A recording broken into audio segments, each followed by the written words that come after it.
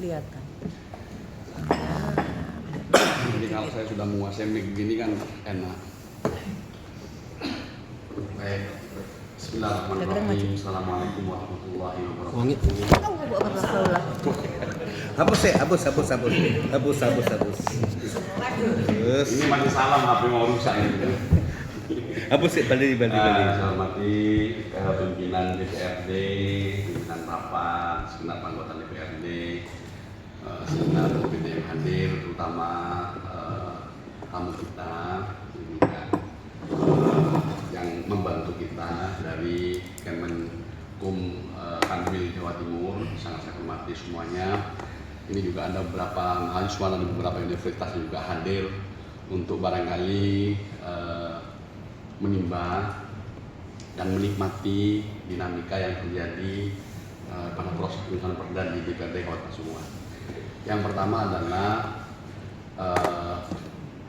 DPR itu adalah lembaga legislasi penampung aspirasi masyarakat untuk kemudian disampaikan menjadi satu resonansi dan membuat kebijakan yang terbudget dan terawasi sehingga jalannya pemerintahan dapat berjalan sesuai apa yang menjadi harapan khalayak seluruh umat atau seluruh masyarakat di Kota Pasuruan.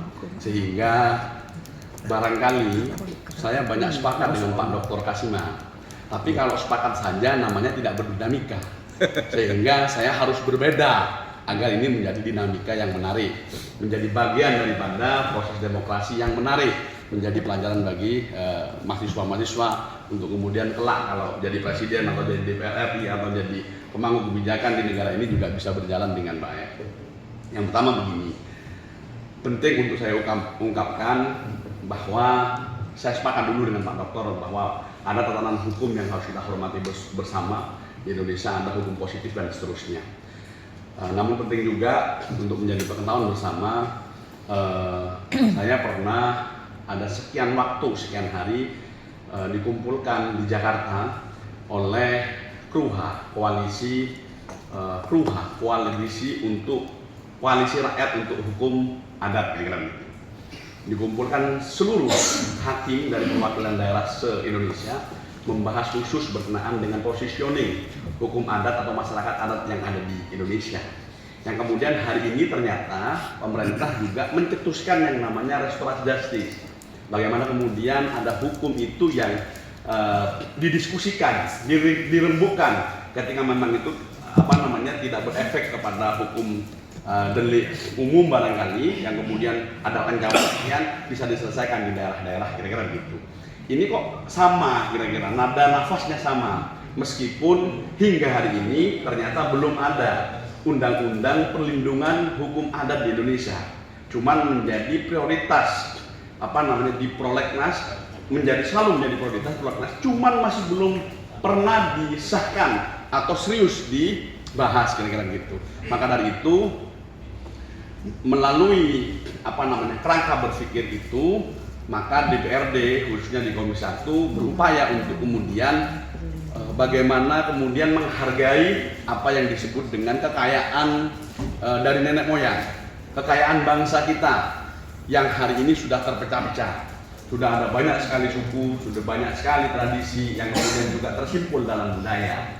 Namun pada prinsipnya kalau kita mengacu pada pada definisi daripada adat dan hukum masyarakat adat sendiri, bahwa kesatuan masyarakat hukum yang sudah lahir secara turun-temurun dalam kelompok tertentu, kebiasaan tertentu, keadaan tertentu, yang itu juga termanifestasi kadang-kadang dalam hukum-hukum tertentu yang bisa mengatur kelompoknya masing-masing. Ini kok sejalan dan senafas maksud kami.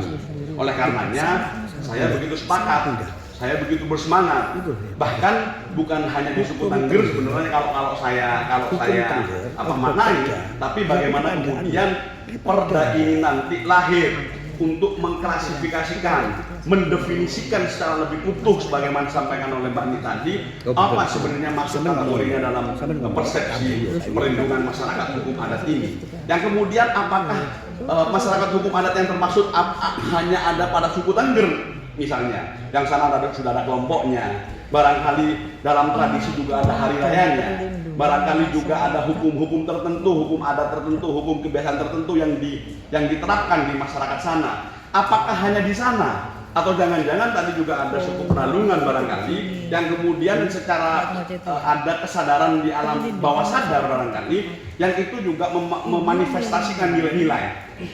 Hal-hal demikian maksud saya adalah harus dibuat kerangka berpikir dalam satu kebijakan di daerah. Tidak ada tokoh. Sehingga nanti kemudian bisa membuat satu pijakan, membuat satu perlindungan terhadap hukum masyarakat adat itu sendiri. Oleh karenanya, sekali lagi saya begitu bersepakat sekali, begitu semangat sekali untuk kemudian membahas ini sebagai bentuk daripada kekayaan leluhur kita semua, kekayaan kita semua, bahwa bahkan sebelum ada Indonesia, masyarakat itu sudah ada, masyarakat itu sudah dilindungi oleh hukum mereka masing-masing tanda kutip, yang kemudian ketika bangsa ini lahir membuat hukum positif yang secara keseluruhan diakui dan juga dihormati bahkan oleh seluruh adat atau kebiasaan masyarakat di seluruh Indonesia.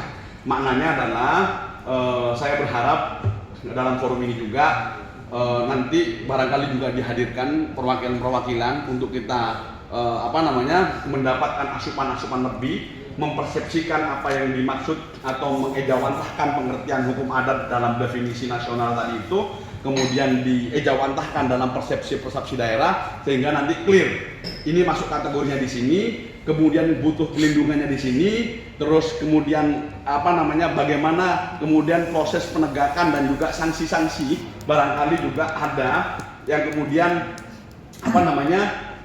hendak ada intervensi dari luar barangkali yang akan berpengaruh terhadap keautentikan daripada hukum adat itu sendiri. Kira-kira begitu. Gambarannya saya sepakat dengan disampaikan oleh teman-teman semua, dan saya berharap Pasuruan menjadi salah satu daerah, menjadi salah satu pilot project untuk membuat perda yang begitu kalau saya ngomong itu bukan fenomenal, tapi itu menjadi satu tonggak begitu. Pembelajaran bersama bahwa daerah mengakui dan sehingga mendorong nanti nasional secara mengakui, mengingat hari ini dalam persepsi hukum kita juga ada restoratif justice, ini senafas dan sejalan. Kira-kira begitu, kurang lebihnya mohon maaf. Assalamualaikum warahmatullahi wabarakatuh. Waalaikumsalam. Terima kasih Pak Eko. Masukan dan sarannya terkait. Patah ini.